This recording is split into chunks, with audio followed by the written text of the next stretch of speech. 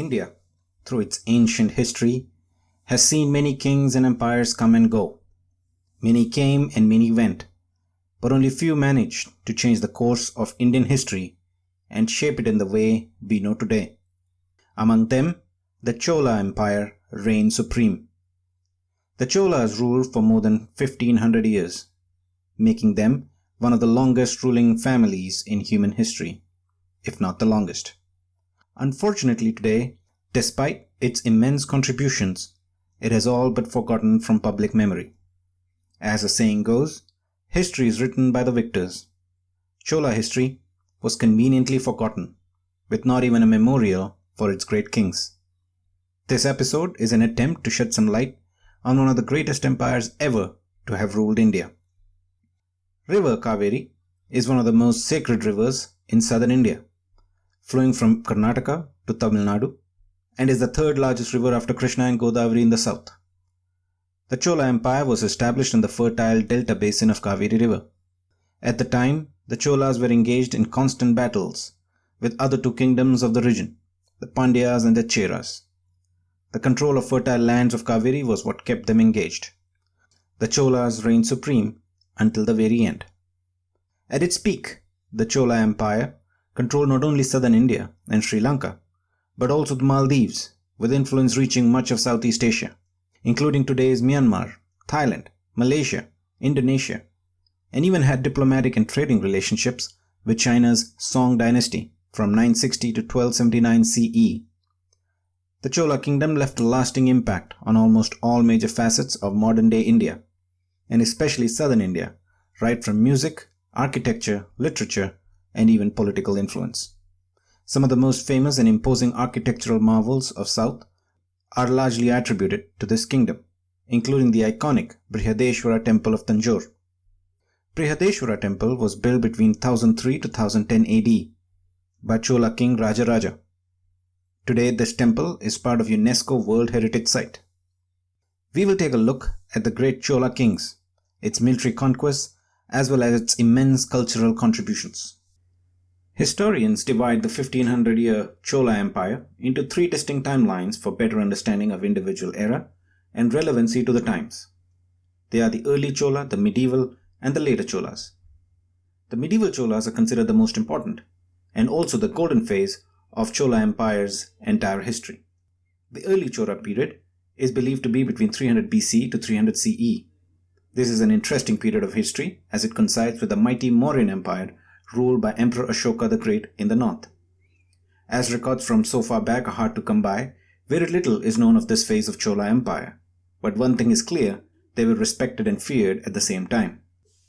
Mauryan Empire, under Emperor Ashoka, had authorized construction of pillars across the entire length and breadth of their empire, famously called the Pillars of Ashoka. Inscriptions written on these pillars are considered important and accurate proof of life and times of this era. The Cholas have been referenced in these pillars as one of the kingdoms with which Ashoka Empire had friendly relationships with. The Cholas had established trading relationships with Europe, and this has been mentioned by several European travelers. Two of the main ones being Periplus of Erythraean Sea, which talks about maritime trade links Roman Empire had with various kingdoms of the time, including the Chola Empire, and another one written by geographer, historian, and astronomer Claudius Ptolemy, who wrote about Chola kingdom in much detail. The greatest king of early Chola phase is Karikalan Chola. He ruled around 90 CE and was known to be a fierce warrior and an able administrator. He defeated the other two prominent powers of the time, that is the Pandyas and the Cheras, to establish a single rule across the whole region. One of the hallmarks of Chola kings has been the stress on ensuring stability and prosperity in their regions. He is credited with the construction of flood bank called the Grand Anicut to manage the flow of river and control flooding. This flood bank continues to exist even today at the same location. It is one of the earliest known civil construction works in India. Moving on to the next phase called the medieval Chola period. This period ranging from 848 to 1070 CE is considered the golden era of Chola kingdom. Almost everything we attribute today to Cholas is attributed to this phase of their history. During this time, they transformed themselves from being just another kingdom in southern India to a force to reckon with, not just in India but across Asia. A mark of a great empire is how everything is built on grand scale, and how strong the military is. On the military front, Cholas built a strong army and blue water navy employing over 1 million men in their force, which enabled them to achieve the military, political and cultural influence over a vast maritime empire stretching from the Maldives to the Philippines and to the northern part of India, and trade links that stretched from Rome to China. On the cultural front, they built signature Chola temples that stand to this day and focused on the growth of Tamil arts and literature.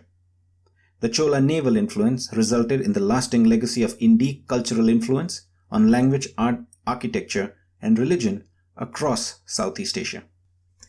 In 858 CE, Vijayalaya Chola captured Tanjore and re-established Chola as a force to reckon with in the region. He is considered the founder of the medieval Chola dynasty, and like his predecessors, was known as a fierce warrior. At the time, the two powerful dynasties, Pallavas and Pandyas, were engaged in war. Vijayalaya seized this opportunity to capture Tanjore. This win and a series of other limited wars routed out Pallavas from the region. This established the Chola Empire back in power after over 400 years. Vijayalaya's successors maintained the control and even expanded their empire in each generation. Following Vijayalaya were the two of the greatest rulers of Chola Empire, Rajaraja Chola and his son Rajendra Chola. Rajaraja, who is also described as Rajaraja the Great, expanded the Chola Empire to cover entire southern India, going up to what's called the Kalinga Empire, or today's Orissa and Bengal region. His foreign conquest led him to victory over northern Sri Lanka and Maldives. Rajaraja was not just a fierce warrior, but was also a great administrator. On the administration side, he replaced local strongmen and local princes by officials and strengthened local governments. He commissioned a land survey, leading to distribution of the empire into local blocks and governing units. These measures greatly benefited the citizens, which resulted in greater tax revenues, which in turn allowed him to continue expanding his territory. He built the iconic Brihadeshwara temple in Tanjore, dedicated to Lord Shiva. This temple stands to this day and is known for its unique architecture and symbolizes the power and might of the Chola Empire. All of this came on the back of huge military conquests. He won decisive battles against his neighboring powers, Pandyas and the Cholas, and he assumed the title of Mumudi Chola, the one who wears the three crowns. He also defeated the Central Indian Empire called the Chalukyas, and also the Kalinga Empire in the north. He used naval power to win northern Sri Lanka and Maldives. His usage of navy allowed control over Bay of Bengal and key ports in the region. This led to stability and development of trade routes with other kingdoms across Asia, something his successor, King Rajendra, benefited immensely from. While Rajaraja sowed the seeds for Chola's expansion, it was his son Rajendra Chola who reaped the benefit and further added to the domination. On the military front, he further consolidated the expanded kingdom. He consolidated and completed the conquest of Sri Lanka and also the Chalukyas. However, his biggest win leveraged the Chola Navy, which had been honed into a true blue water power with over 1 million men. Rajendra led Chola forces deep into Indian Ocean, winning decisive battle against the Sri Vijayans in today's Sumatra and Malay Peninsula. He invaded parts of what is today called Malaysia and Thailand. His rule ended the reign of Sri Vijayan Empire and took over control of ports of Kedah and Temasek. Temasek is the ancient name of what is today called as Singapore. However, despite all these military conquests, the one victory he was most proud of was his conquest in the northern part of India, especially the area around River Ganga. After defeating King Mahipala of Pala dynasty, the Cholas finally reached the banks of River Ganga. King Rajendra was so proud of this conquest, he constructed a new capital called Gangaikonda Cholapuram, the one who got water from River Ganga, and even constructed a temple similar to the iconic Brihadeshwara temple in memory of his great victory. The decline of Cholas started in 1200 CE with multiple succession battles and break in line of succession. Internal conflicts led to weakening of the army. In the final act, bitter traditional rivals, the Pandyas, sacked the Chola capital and the entire territory came under Pandya control, thus bringing to close the 1500-year-old empire. As we look back at this mighty empire, while Chola Empire today is known for its magnificent and iconic temples built in traditional Hindu architecture, Chola military was the reason for all the growth and grandeur they were able to build and requires special mention. One of the hallmarks of Chola military was the degree of discipline and autonomy that military commanders had in raising a professional force. Chola army had 2 million soldiers and over 60,000 war elephants at its disposal. The army was based on an ancient Indic system of Chaturanga Bala, or fourfold power described in ancient Indian text of Arthashastra, which was based on efficient deployment of elephant, chariot or archers, infantry and cavalry units, being led by a capable commander. Chola army used this principle to arrange its army into regiments, with commanders having full ownership of individual units. The disciplined regiment, along with high degree of autonomy in training and recruitment, made this a strong force for its times. In addition to the fourfold power, Cholas also believed in adding diplomacy and intelligence network of spies to build into a sixfold power, which crushed its oppositions of its time. Chola Navy stands out in Indian history as one of the rare occasions where empire relied on naval power to expand and increase its reach beyond its traditional shores. At its peak, it was Asia's largest navy, with blue water capabilities and a personal strength of 1 million men. Navy was used in a big way by King Rajendra to focus on Southeast Asian military campaigns. One in particular was its usage against the Sri Vijayan Empire in today's Indonesia. The Sri Vijayans controlled the trade choke points of Straits of Malacca. Chola Navy launched incessant successive attacks and used fast-moving surprise attacks to score important victories over the Sri Vijayans, which led to opening of Chola trade in the region and also resulted in opening of trade relationships with the Chinese. Strong navy enabled the Cholas to achieve the military, political and cultural influence over a vast maritime empire stretching from the Maldives to the Philippines and the northern India, and trade links stretching from Rome to China. The Chola naval influence resulted in a lasting legacy of Indic cultural influence evidenced in Balinese Hinduism and charm culture.